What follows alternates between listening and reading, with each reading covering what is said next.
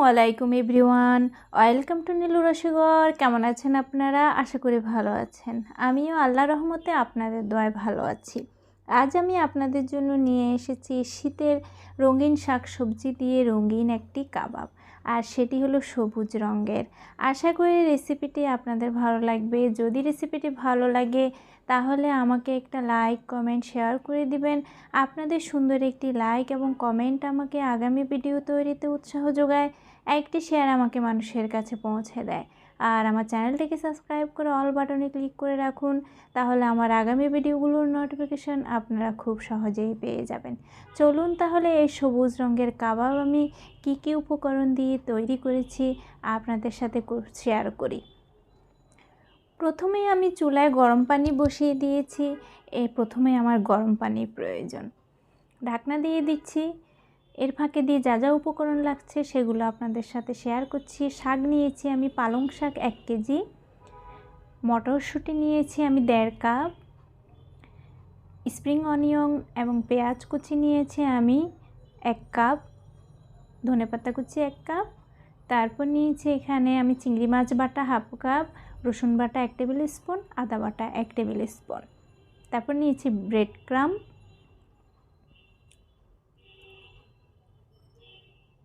তারপর লাগবে আমার এখানে কর্নফ্লাওয়ার, আর নিয়েছি আমি 1 টিস্পুন পরিমাণ লবণ, 1 টিস্পুন পরিমাণ টেস্টিং সল্ট, 1 টিস্পুন গরম মশলা, 1 টিস্পুন টালা জিরার গুঁড়া, 1 টেবিল স্পুন পরিমাণ চিলি ফ্লেক্স, 1 চিমটি হলুদ। আলু নিয়েছি আমি বড় 2টা, গ্রেট করে নিয়েছি। কাপে মাপলে 1 কাপ পরিমাণ হবে। এগুলোকে আমি গ্রেট করেছি, বয়েল নয়, এগুলো বয়েল ছাড়াই গ্রেট করা। এই ফাঁকে দিয়ে আমার পানিগুলো গরম হয়ে গিয়েছে, এরকম উতলিয়ে যাবে। এরপরে দিয়ে দিলাম 1 টিস্পুন পরিমাণ চিনি, দিয়ে দিচ্ছি মটরশুঁটিগুলো। আমি কিন্তু লবণ দেইনি, শাকও দিয়ে দিচ্ছি। চিনি দিলে সবজির রঙটা বয়েল করার সময় ঠিক থাকে, ফ্যাকাশে হয়ে যায় না, এর রঙটা আরও ব্রাইট হয় চিনি দিয়ে যদি কোনো সবজি বয়েল করা হয়। নেড়ে চেড়ে দিচ্ছি সমানভাবে বয়েল হওয়ার জন্য। বয়েল হয়ে গিয়েছে, আমি 3 থেকে 4 মিনিট এগুলোকে বয়েল করেছি। এবার গরম পানি থেকে আমি এগুলোকে ছেঁকে উঠিয়ে ঠান্ডা পানিতে দিচ্ছি, যেন এগুলো খুব তাড়াতাড়ি ঠান্ডা হয়ে যায়। আর গরম যদি সবজি থাকে তাহলে রঙটা নষ্ট হয়ে যাবে। খুব তাড়াতাড়ি যদি সবজি ঠান্ডা হয়ে যায় তাহলে রঙটা ঠিক থাকে, এটা সবুজ যেরকম সবুজই থাকবে, কালচে হয়ে যাবে না। এবার আমি ঠান্ডা হয়ে যাওয়ার পরে এগুলোকে পানি থেকে ছেঁকে স্ট্রেনারে নিয়ে নিচ্ছি।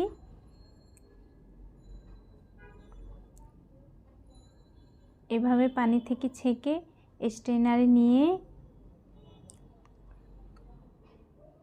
সবগুলাই আমার নেওয়া হয়ে গিয়েছে। এরপরে স্ট্রেনারে রেখে আমি আবার এগুলোকে হাত দিয়ে একটু ভালো করে চিপে এর থেকে পানি সব বের করে নেব। এখানে কোনো পানি থাকা যাবে না, দেখুন একদম পানি ঝরিয়ে নিয়েছি। এবার আমি একটা গ্রাইন্ডারের জারে নিয়ে এগুলোকে গ্রাইন্ড করব। এগুলোকে কিন্তু একদম মিহি পেস্ট করা যাবে না, এগুলো একটু আইস আইস রাখতে হবে। আমার গ্রাইন্ড হয়ে গিয়েছে, দেখুন এরকম ঢালা। যখন আমি বলে ঢেলে নিব তখনই বুঝতে পারবেন যে এগুলো কী পরিমাণ আইস আইস থাকবে। আলুগুলোর মধ্যে এবার আমি গ্রাইন্ডার থেকে পেস্টগুলোকে একসাথে মিশিয়ে নিব। দেখুন এরকম আইস আইস থাকবে, এগুলো মিহি পেস্ট হবে না।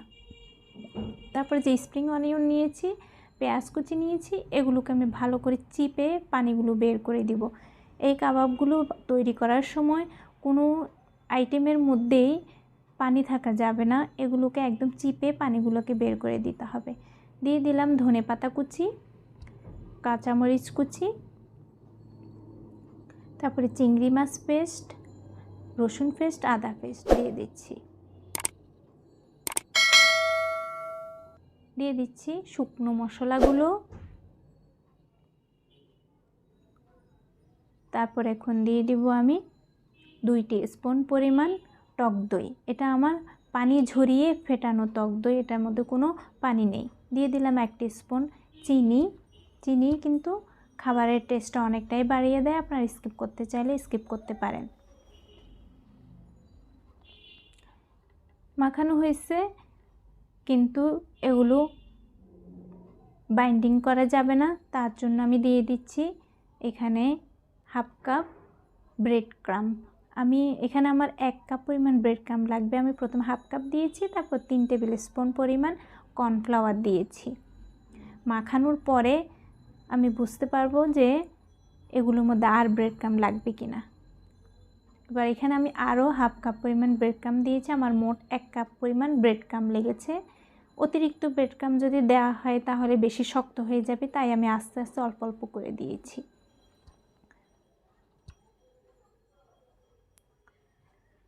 মাখানো হয়ে গিয়েছে। এবার আমি আপনাকে কাবাবগুলো কীভাবে তৈরি করব সেটা দেখাচ্ছি। হাতের মধ্যে এভাবে একটু তেল লাগিয়ে যদি আমরা এভাবে হাতের মধ্যে নিয়ে গোল গোল করে কাবাবগুলো তৈরি করি, তেল নিয়ে যদি তৈরি করি, তাহলে আর কাবাবের পেস্ট আমাদের হাতে লেগে যাবে না। খুব তাড়াতাড়ি আমরা এগুলোকে তৈরি করে ফেলতে পারবো। সব তৈরি হয়ে গিয়েছে। এবার আমি চুলায় চলে এসেছি। চুলায় আমি কড়াইতে তেল দিয়ে দিচ্ছি। এগুলোকে কিন্তু ডুবো তেলে ভাজা যাবে না। আমি কাবাবগুলো দিলে অর্ধেক পরিমাণ তেল হবে, এরকমভাবে আমাকে তেল দিতে হবে। তেল গরম হয়ে যাওয়ার পরে একে একে এবার আমি কাবাবগুলোকে দিয়ে দিচ্ছি। এগুলোকে কিন্তু হাই ফ্লেমে ভাজা যাবে না, একদম মিডিয়াম লো ফ্লেমে ভাজতে হবে। আমি 2 থেকে 3 মিনিটের ভিতরে আমার কাবাবগুলো হয়ে গিয়েছে। এরকম একটু ব্রাউন হয়ে আসলে কাবাবগুলোকে এইভাবে দুটো স্প্যাচুলার মাধ্যমে উল্টিয়ে দিয়েছি। আরও জায়গা করে আমি আরও দিয়ে দিয়েছি। এভাবে 2 থেকে 3 মিনিটের ভিতরেই আমার কাবাবগুলো হয়ে গিয়েছে। এবার আমি সবগুলোকে তুলে নিচ্ছি।